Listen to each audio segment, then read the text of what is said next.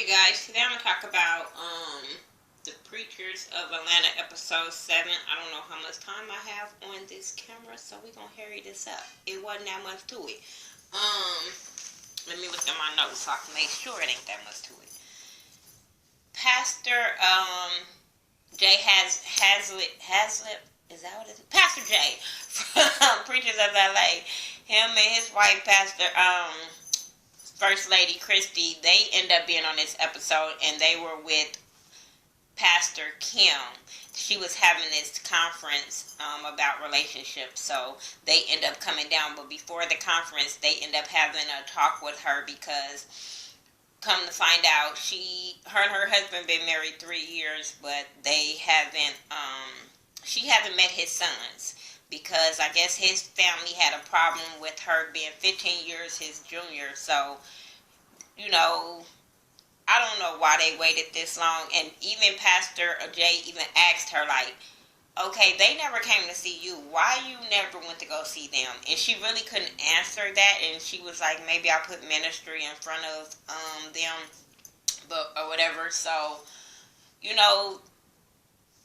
was crazy. But he ended up, one of the sons ended up coming to their house for the conference, and it was real cool. Like, I don't even understand why they waited 3 years for all of them to get to meet, because he was real cool with them and with her son, and he went to the conference and everything went cool. So it was just, I think it was more of their nerves and what they thought people was gonna think. So, what else happened? I don't care for, I keep telling y'all I can't call him pastor, it's hard. But Canton Jones, I can't. Judah went to him to ask him to help him with his music, because y'all know Pastor Judah is more of a pastor outside of the church. I don't know. But he said he wants to bring the outside into the church. So he went to Canton to try to get some advice and work with his music. And y'all know he rap real fast. I like the way he rap.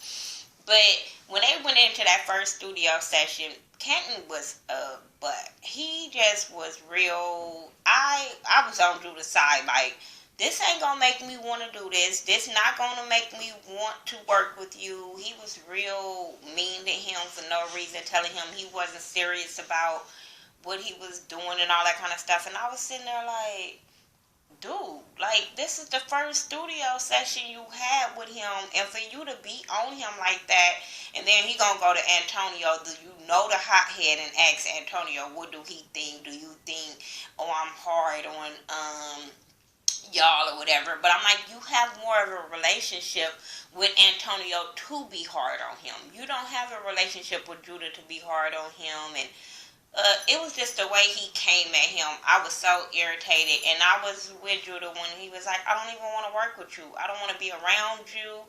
He was like, I rap better than you. I was like, maybe. And then it's funny because at the end, when they end up talking again, and because Judah went to, I think, his best friend and talked to him about it, and then Canton went to Antonio and talked about it. So then they end up meeting up at the end and to apologize to each other. And Canton even admitted that Judah rapped better than him.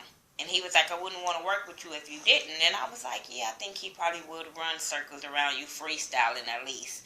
But yeah, I wasn't with that with him. I really felt like, I don't know, some people just need to humble themselves.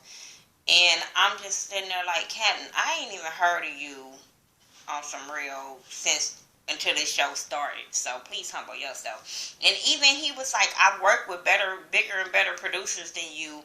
Canton was really getting hot, but I was sitting there laughing like, that's what you get. Anyway, Pastor Corey, his storyline was that he had arrested this young man. I think his name was Antarius. I think that's his name.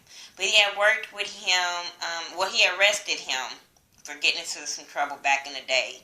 And he was out now. So he went to go check up on him to see how he was doing. And apparently, Antarius, the little boy wants to be a boxer. So he ended up taking him to the gym. And they end up, because he was telling him, like, money is keeping him from boxing and stuff like that.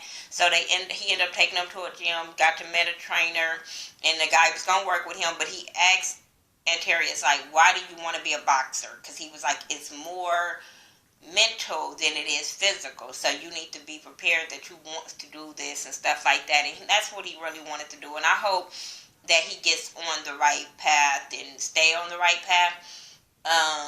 Pastor Corey also had a service, a church service, and Antarius and his mom came. And, he just really, it seemed like he really wants to change his life. I don't know if it was the TV or whatever, but it looked like he wanted to change his life. His mom was saying how she seen a difference in him, and she was crying and stuff like that. So I thought that was really cool. And I hope that he makes a difference. Like I always say, when it comes to Pastor Corey, I always like his storylines. I always like his storylines because it seemed like he wants change and wants change in the community, and I'm all for that.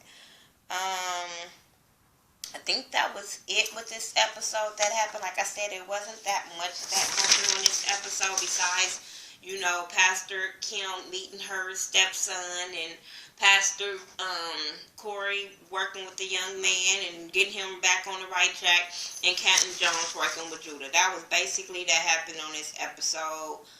Nobody else was really shown.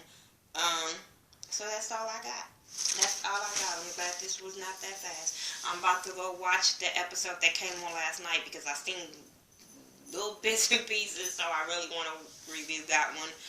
Tell me what you guys thought about it. If I missed something, leave it in the comment section, and then we can talk about it there.